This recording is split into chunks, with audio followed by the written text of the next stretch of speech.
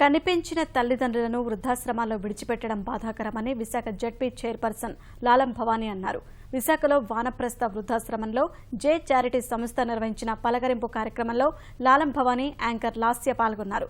పిల్లలు వదిలేసిన తల్లిదండ్రులను చేరదీసి కంటికి రెప్పలా చూస్తున్న వృద్ధాశ్రమ నిర్వాహకులను అభినందించారు. ఆశ్రమంలోని వృద్ధులను ఆత్మీయంగా పలకరించి వారికి పట్టువస్త్రాలు అందించారు. చాలా హ్యాపీగా ఉంది. అందరినీ కలిసినందుకు నాకు చాలా అంటే చాలా హ్యాపీగా ఉంది. ఇంకా ఫ్యూచర్ లో ఓల్డ్ ఏజ్ హోమ్ అన్నది ఉండకూడదు.